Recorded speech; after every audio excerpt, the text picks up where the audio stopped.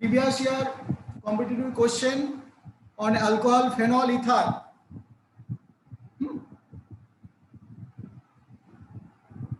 দেখো দিয়েছে the following reaction phenol, এটা phenol, HCl, HCN দুটো দিয়েছে, anhydrous zinc chloride forms এটা কি স্যালিসাইলডিহাইড, তাই না? এটা স্যালিসাইলডিহাইড। তাহলে কি কি হবে? এই রিঅ্যাকশনটার নামটা কি ছিল? এটা কি তুমি জানো? এই রিঅ্যাকশনটার নামটি কি ছিল বলো দেখি। এই রিঅ্যাকশনটার নামটা কি আছে? Don't know? পার্কিন রিঅ্যাকশন নাকি গ্যাটারম্যান-কোচ রিঅ্যাকশন, গ্যাটারম্যান-কোচ ফর্মুলেশন নাকি কোলবে রিঅ্যাকশন, নাকি শুধু গ্যাটারম্যান রিঅ্যাকশন? কোনটা? গ্যাটারম্যান-কোচ হলে এখানে এইটা অন্য থাকতো, সিও থাকতো, ওকে? আর এটা শুধু গ্যাটারম্যান রিঅ্যাকশন, ওকে? এই যে জিনিসটা, এই রিয়েজেন্টটাকে মাথায় রাখতে হবে, টোটাল রিয়েজেন্টটা, এটাকে যদি মনে রাখো তাহলে হবে এটা কি গ্যাটারম্যান-কোচ রিঅ্যাকশন, সরি গ্যাটারম্যান রিঅ্যাকশন। আর এটা গ্যাটারম্যান-কোচ হতে গেলে এখানে হতো কি, এটা হতো সিও, ওকে? কোলবে রিঅ্যাকশন কোনটা ছিল? কোলবে রিঅ্যাকশন ছিল ফেনলের সঙ্গে আমার কার্বন ডাই অক্সাইডের রিঅ্যাকশন, ওকে? সেখানে স্যালিসাইলিক অ্যাসিড ফর্ম হতো। পার্কিন রিঅ্যাকশন এটা নয়, তাহলে এটা আমাদের গ্যাটারম্যান রিঅ্যাকশন, ওকে? মনে থাকবে? বেশ। Which one of the following statement is not correct? কোনটা কারেক্ট নয় সেটা জানতে চাইছে এখানে। Alcohols are weaker acid than water. তারপর বলছে acid strength of alcohol decreases in the following order. এরকম একটা অর্ডার দেওয়া হয়েছে, acid strength of the alcohol decreases in the following order. Then carbon oxygen bond length in the methanol, মানে in CH3 OH is shorter than that of CO bond length in phenol. ফেনলে যেটা হয় সেটা resonance হয়, সেজন্য ফেনলেরই shorter হয়, ঠিক আছে? ফেনলের shorter হয়। and last option দিয়েছে the bond angle COH in methanol is 108.9 degree. দেখো সেটা না, তার থেকে আরেকটু কম হয়। তো এই যে আমাদের এটার মধ্যে কোনটা জানতে চেয়েছে, দেখো which one of the following statement is not correct, মানে এই যে আমরা যেটা দেখলাম এই জিনিসটা কিন্তু কারেক্ট নয়, কারণ আমরা অলরেডি বললাম যে carbon oxygen bond length in methanol is shorter than এত বন্ড লেন্থ ইন ফেনল, কিন্তু তা নয়। ফেনলে যেহেতু এই যে OH আছে, এইখান থেকে যেহেতু এই লোন পেয়ারটা এখানে বন্ড করতে পারে, এখানে ডাবল বন্ড তৈরি হবে, এই বন্ডটা উঠবে, তাহলে এই ডাবল বন্ড ক্যারেক্টার যেহেতু পাচ্ছে, তাই কার্বন অক্সিজেন বন্ড লেন্থ এটা শর্ট হবে। কার থেকে? ধরো যে কোনো একটা কার্বন OH এর থেকে, কারণ এটা সিঙ্গেল বন্ডই থাকবে, এটা সবসময় সিঙ্গেল বন্ড থাকবে, এটা ডাবল বন্ড ক্যারেক্টার আসবে, তাই ফেনলের মধ্যে যে কার্বন OH বা কার্বন অক্সিজেন বন্ড সেটা অনেকটা শর্টার হবে। আর এটা কাছাকাছি আছে 109 ডিগ্রি 28 মিনিট যেটা হয় সেটা কাছাকাছি আছে, এটা হতে পারে। কেন হতে পারে?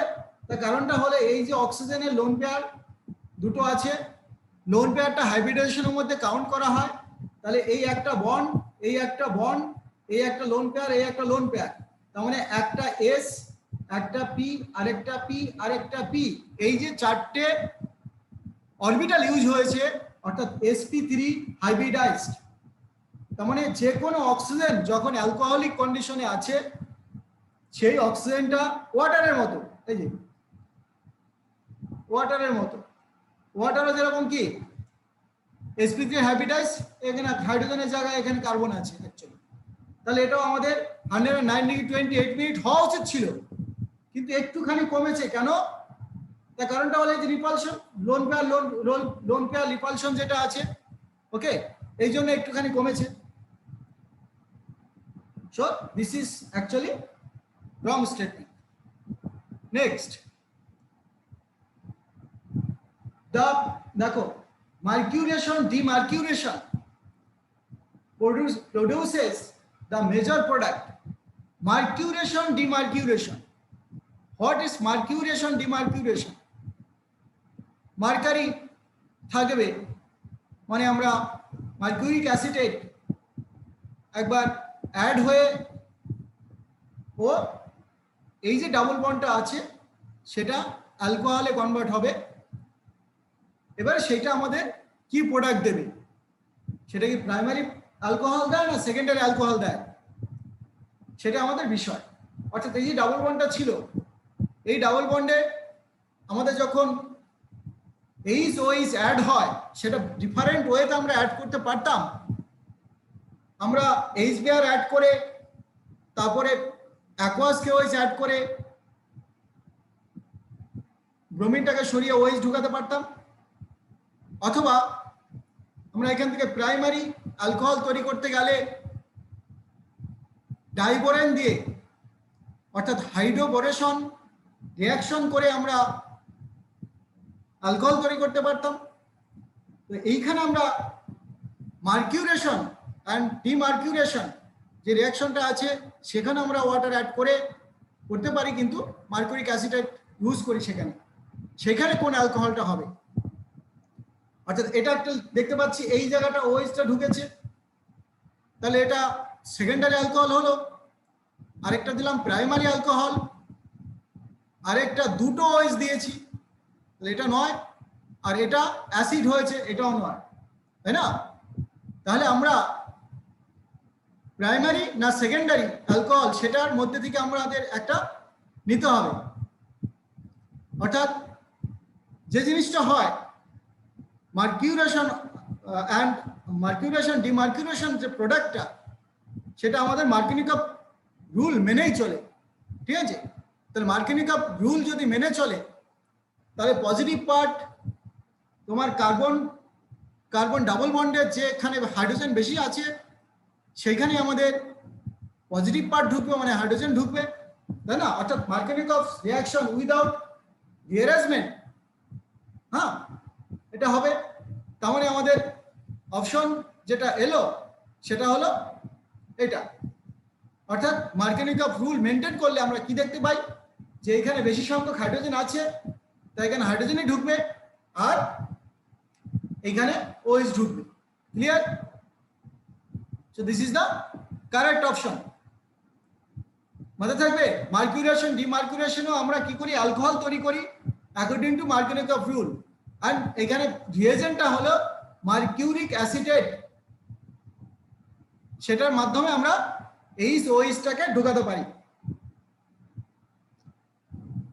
ইন দ্য ভিক্টর মেয়ার, দেখো Victor Meyer test, the color given by 1 degree, 2 degree, 3 degree alcohol are respectively, কোনটা হবে? Victor Meyer test. Victor Meyer test, the color given by alcohol 1 degree, 2 degree, 3 degree respectively, কোনটা কোনটা? Option 1 এ দেওয়া হচ্ছে red, colourless, blue, red, blue, colourless, red, blue, কোনটা হবে? অর্থাৎ Victor Meyer টেস্টে এটা মাথায় রাখবে যে আমাদের 1 ডিগ্রি, 2 ডিগ্রি, 3 ডিগ্রিতে যেটা আমাদের ভিক্টর মেয়ার টেস্টে কোনো কালার দেখায় না। Okay, in Victor Meyer test এটা কালারলেস হয় 3 ডিগ্রির জন্য। তার মানে 2 is the correct. Okay, 3 degree alcohol Victor Meyer টেস্টে কালারলেস হয়ে যায়, and 1 degree red and 2 degree blue colour দেবে। Next, rate of dehydration of alcohols follows the order, কোনটা? rate of dehydration of alcohols follows the order, কোনটা বলো? rate of dehydration, dehydration মানে H2O কোথা থেকে সরে যাবে সহজে? rate of dehydration of alcohol, তার মানে যদি আমরা বলি যে মিথানল, এই মিথানলের থেকে আবার ওয়াটার কি করে সরে যাবে, তাই না? সেটা ঠিক নয়। তাহলে আমরা কোথা থেকে সরে গেলে বেটার হয়? Rate of dehydration. ব্যাপারটা কি, যে রেট অফ ডিহাইড্রেশন, যেটা মিথানল থেকে ডিহাইড্রেশন হওয়ার তো কোনো চান্সই থাকে না, খুব কম। কারণ কি, ওখানে তোমার মিথানল থেকে যদি ডিহাইড্রেশন হয় তাহলে পরে থাকবে CH2 কার্বিন অর্থাৎ রেডিকাল। তো সেইটা না হয় ঠিক, তাই না? তাহলে আমরা এখানে দুটো অপশন দেখতে পাচ্ছি, অপশন 2 অ্যান্ড অপশন 3 তে দেখতে পাচ্ছি যে লাস্টে মিথানল আছে। তাহলে এই দুটো অপশনের মধ্যে থেকে আবার নিজেকে বাঁচতে হবে যে কোনটা আমাদের বেশি ডিহাইড্রেশন হতে পারে। ডিহাইড্রেশন মানে ওয়াটার এখান থেকে চলে গেলে ডাবল বন্ড তৈরি হবে। সেই জন্য আমাদের দেখব যে যেখানে প্লাস এফেক্টটা বেশি আছে সেইখানেই ফার্স্টে মানে ডিহাইড্রেশন হতে গেলে কি হতে হবে, এই ওইসটা আগে বেরিয়ে গেল ধরলাম, এখানে CH3, এখানে ধরলাম CH2H, তার মানে এই যে এটা বেরিয়ে যেতে হবে পুরোটা ডিহাইড্রেশন হবে। তার মানে আগে যদি আমাদের অ্যালকোহলের মধ্যে থেকে 3 ডিগ্রির কাছ থেকে সাধারণত এরকম হয় যে এটা আগে বেরিয়ে গেল, এইখানে প্লাস ইফেক্টের জন্য এই কার্বোক্যাটায়নটা বেশি স্টেবল হবে, এটা যদি বেরিয়ে চলে যায়, তাই তো? তাহলে আমরা সাধারণভাবে আমরা বলতেই পারি 3 ডিগ্রি কার্বোক্যাটায়ন যেহেতু বেশি স্টেবল হবে, তাই 3 ডিগ্রি অ্যালকোহল তার ডিহাইড্রেশন রেটটা বেশি হবে। অর্থাৎ আমরা বলতে পারি the rate of dehydration depends upon the stability of the carbocation produced, which can be explained on the basis of positive inductive effect. Okay, so option 4 is the correct option. Next, the unknown alcohol is treated with the Lucas reagent. An unknown alcohol is treated with the Lucas reagent to determine whether the alcohol is primary, secondary or tertiary. Which alcohol reacts faster and by what mechanism? দেখো, an unknown alcohol is treated with Lucas reagent. because Lucas reagent test তোমরা ভালো করেই জানো যে 3 degree alcohol easily Lucas reagent test দিয়ে আমাদের white turbidity arise করে, তাই না? বুঝলে? তাহলে সেটা আমরা জানি। তাহলে এবার ভালো করে দেখো, an unknown alcohol is treated with Lucas reagent to determine whether the alcohol is primary, secondary or tertiary. Which alcohol reacts faster and by what mechanism? তার মানে আমরা যে রিঅ্যাকশনটা ফাস্টার হবে, এক ধরনের অলরেডি আমরা জানি যে 3 degree alcohol Lucas reagent test তাড়াতাড়ি দেয়, তাই তো? 3 degree alcohol Lucas reagent test immediately দেয়, সেকেন্ডারি অ্যালকোহল অ্যাবাউট 5 মিনিটস ঝাঁকালে দেয়, and lastly primary alcohol Lucas reagent test দেয় না বললেই চলে, কয়েকদিন ঝাঁকালে তবেই দেবে। ওকে, অ্যান্ড সেটা স্বাভাবিক কারণে আমি যেই মেকানিজমটা দেখালাম এটাই হয় যে SN1 রিয়াকশন আমরা বলতে পারি, কারণ এই CH3, হ্যাঁ, সি এখানে OH, এখানে CH3, এখানে CH3, তাহলে এই ওইসটা যদি বেরিয়ে যায় তাহলে আমরা কি দেখতে পাই CH3 carbon positive CH3 CH3 অর্থাৎ এই যে স্লোলি এটা বেরিয়ে গেল একটা সলভেন্টের প্রেজেন্সে তাহলে এটা আমাদের SN1 রিঅ্যাকশন ওকে তারপরে এখানে আমাদের ক্লোরাইড এসে এখানে ঢুকবে ঠিক আছে ওকে অর্থাৎ আমরা দেখতে পাবো এটা SN1 reaction okay so reaction proceed through carbocation formation as 3 degree carbocation is highly stable hence reaction proceed through SN1 with 3 degree alcohol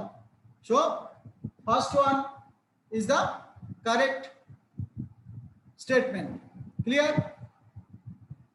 tertiary alcohol by SN1 reaction next amongst the following alcohols which would react fastest with concentrated HCl and zinc chloride তখন এটা আমাদের ওই Lucas reagent test okay এই যে HCl and anhydrous zinc chloride যেটা সেটা দিয়ে আমরা কি টেস্ট করি লুকাস রিয়েজেন্ট টেস্ট অ্যাকচুয়ালি এটা তাহলে কোনটা আমাদের ফাস্টেস্ট রিঅ্যাকশন দেবে এই তো ফাস্টেস্ট রিঅ্যাকশন কোনটা দেবে এখানে তোমরা ওই বলতে পারো যে দেখে নাও প্রাইমারি পেন্টানল এটা প্রাইমারি 2 পেন্টানল তার মানে এটা সেকেন্ডারি অ্যালকোহল পেন্টানলটা primary 2 methyl butane two ol তারপরে 2 মিথাইল বিউটান টু অল এবারে সবগুলো যদি আমরা ড্র করো স্ট্রাকচার যে পেন্টানল এটা অবশ্যই দেবে না কারণ কি এটা তাই না বাকিগুলোর মধ্যে আমাদের দেখো 2 মিথাইল বিউটান টু অল এই জিনিসটা কি আছে 2 মিথাইল বিউটান টু অল যদি দেখি তাহলে সেটা আমাদের যে রিঅ্যাকশনটা হচ্ছে সেটা একটা টারশিয়ারি অ্যালকোহল তাই না তাই তো অর্থাৎ যেটা টারশিয়ারি অ্যালকোহল সেটা তাহলে tertiary alcohol to Lucas test immediately with anhydrous zinc chloride and HCl so 2 methyl 2 butanol is a tertiary alcohol যেহেতু তার কারণ এটা দেখতেই পাচ্ছি যে 1 2 3 4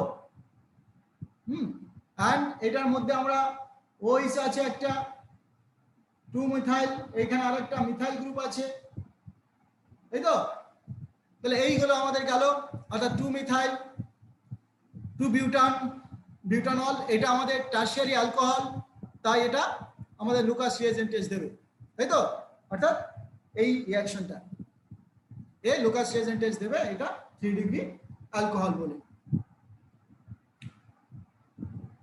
তাহলে অপশন 3 তে কি ছিল ওটাই ছিল হ্যাঁ 3 তে ওটা ছিল next reagent used to convert alcohol allyl alcohol to acrolein reagent used to convert allyl alcohol তোমরা জানো যে CH2OH এটা CH2 sorry CH double bond CH2 allyl alcohol বলতে পারি এটা ঠিক আছে এই allyl alcohol কে অ্যাক্রোলিনে কনভার্ট করতে হবে এবার সেটা কোনটা আমরা ইউজ করি অ্যাক্রোলিন যেটা অ্যাক্রোলিন মানে হলে এইটাকে আমাকে অ্যালডিহাইডে কনভার্ট করতে হবে মানে এটাকে অক্সিডাইজ করতে হবে মেইনলি ঠিক আছে এই অক্সিডাইজ করার জন্য আমরা কাকে ইউজ করি আমরা যেটাকে সরি ইউজ করি ক্রোমিয়াম অক্সাইড সালফুরিক অ্যাসিড এটাকে ইউজ করি আর কিছু না ওকে এটাকে ইউজ করি এটা অর্থাৎ বুঝতেই পারছো এই যে এইটাকে আমরা মানে এইটাকে আমরা কিসে কনভার্ট করলাম অ্যালডিহাইডে এই যে CH2 ডাবল বন্ড CHO এখানে অ্যালকোহল ছিল সেটাকে CH2OH ছিল সেটাকে অ্যালডিহাইডে কনভার্ট করলাম এন্ড এই রিএজেন্টটাকে ইউজ করেছি এটা মাথায় রাখবে যে আর অ্যাক্রোলিন এই কম্পাউন্ডটাকে আমরা অ্যাক্রোলিন বলি এটা ইউজ হয় প্রচুর ইউজ হয় অ্যাক্রোলিন কোথাও ইউজ হয় আমরা জানি যে পলিমার চ্যাপ্টারে আমরা প্রচুর পলিমার সিনথেসিস করি অ্যাক্রিলিনের মাধ্যমে। ওকে, অর্থাৎ ভেরি ভেরি ইম্পর্টেন্ট, অ্যাক্রিলিন নামটা, স্ট্রাকচারটা তো সিম্পল, কিন্তু নামের পেছনে যে এটা, অর্থাৎ তুমি যদি নামটা ঠিক মতো না মনে রাখতে পারো যে কোনটাকে অ্যাক্রিলিন বলে, তাহলে স্ট্রাকচার ড্র করতে পারবে না। অ্যান্ড আমরা এখানে রিয়েজেন্ট যেটা ইউজ করছি সেটা হলো chromium oxide sulphuric acid couple. Okay, next, the products formed in the reaction of phenol with bromine dissolve in carbon disulfide at 0 degree centigrade are the product formed in the reaction of phenol with bromine dissolve in carbon disulfide, এটা carbon ডাইসালফাইডের মধ্যে ছিল, বলো কোনটা তৈরি হবে? Product form অর্থব্রোমো, মেটাব্রোমো, প্যারাব্রোমো phenol, নাকি অর্থ and প্যারাব্রোমো phenol, নাকি 2,4,6 ট্রাইব্রোমো, 2,3,6 ট্রাইব্রোমো ফেনল, নাকি 2,4 dibromo and 2,6 dibromo phenol? The product formed in the reaction of phenol with bromine dissolve in carbon disulfide. দেখো কার্বন ডাইসালফাইডের সহজে এরা ডিসলভ হয়, কোনো প্রবলেম নেই। অ্যান্ড ফেনল স্ট্রাকচারটা তোমরা জানো, এটা স্ট্রাকচার, তাই তো? তার সঙ্গে আমরা মানে সলভেন্টটা কি দেবো? কার্বন ডাইসালফাইড, এটা কার্বন ডাইসালফাইড দেবো। হ্যাঁ, তো এখানে স্বাভাবিকভাবে যেটা আমাদের ব্রোমিন ওয়াটার নয়, এটা কার্বন ডাইসালফাইড, তাহলে একটা ব্রোমিন তো অবশ্যই ঢুকবে অর্থ পজিশনে। হ্যাঁ, কারণ ওই যেটা সেটা অর্থ প্যারা ওরিয়েন্টিং গ্রুপ, তাহলে এটা প্যারা পজিশনে ঢোকা উচিত, তাই না? সেজন্য অর্থব্রোমো অ্যান্ড প্যারাব্রোমো যেটা, সেটা আমাদের প্রোডাক্ট তৈরি হবে, এভাবে হলো। কিন্তু এটা যদি ব্রোমিন ওয়াটার দিতাম তবেই 2,4,6 ট্রাইব্রোমো ফেনল তৈরি হতো। ওকে, এটা যদি সলভেন্টের, এই সলভেন্টটাকে পাল্টে দিতাম, ব্রোমিন ওয়াটার দিলে ওটা হতো। ওকে, ব্রোমিন ওয়াটার দিলে ওটা হতো। ক্লিয়ার? সো এটা অর্থব্রোমো আর এটা প্যারাব্রোমো ফেনল। তাহলে এটা এই পর্যন্ত। এটার পরেরটা আরেকটা আমি দিচ্ছি। ওকে, এর পরেরটা আরেকটা দিচ্ছি। থ্যাংক ইউ দিলাম এই পর্যন্ত। আরেকটা লিঙ্ক দিচ্ছি, ওটা আবার করতে হবে।